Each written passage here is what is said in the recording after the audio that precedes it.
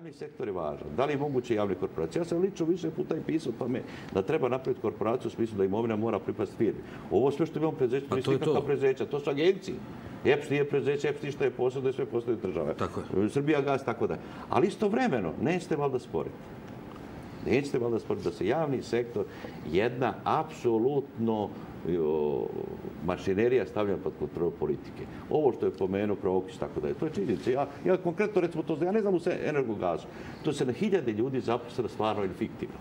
Ljudi bave se političkom kampanjom. Vi to bolje znate jak ja. Imaju mobilne telefone, automobile. Nikada nisu došli u to preduzeće. Zaboravit ćemo odakle smo krenuli. Ali suština je, samo da suština je zaista da vi ljudi koji vladate ovom zemljom, imate neki mandat, vi ste poslanici, neko vam se tamo izabro i tako dalje. Pa prvo morate poći od sebe. Ja sam više puta to rekao. A to ne smiješ ti da pisni. Zašto bi Srbija imala 250 poslanika, kad Ruska duma ima 400, kad Američki kongres ima 400 i tako dalje? Zašto ne bi pošli, kažemo, imamo parlament da uđu zaista ljudi koji imaju legitimitet i koji su face na neki način, izvinjavam se za ovu facu. 150 ljudi, recimo, da počne od toga. Pa da parlament pokaže da se društvo može restrukturirati. Pa ako parlament može sebe smanjiti i tako dalje. Mora se izgleda, očigledno reforma od ozdo nisu urodile plodom.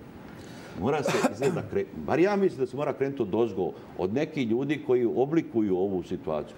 Ako će se politika tretirati kao biznis i kao preduzeće, moja mama je savjet, neće dugo trajati. Jer je mala država, nemamo mi gasa. Nemamo i nafte, mi moramo živjeti od rada. Mi nemamo ni jedan resurs koji je nama lako dostupan. Nismo šta osvojili, pa da imamo kolonije, nismo šta izmislili, pa da imamo patente, niti ima šta dole u zemlji, nešto našto da možemo ispumpati ko Rusi. Evo škriljci u Aleksandru. Dobro, to stvar dobro možda ima, ja ne znam to. Ne, to je realan resurs. Ali je suština da ti potpuno promeniš sistem.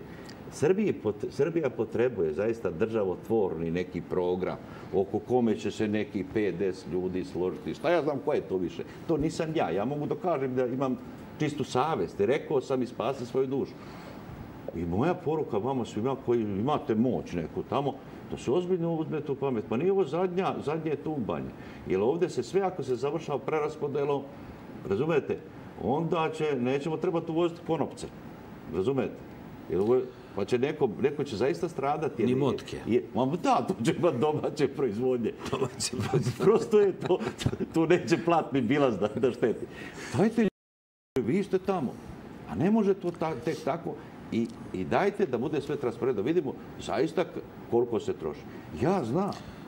Svako javno preduzeće to menja od portira do generalnog. Ali vi suštinski niste u tu pravu.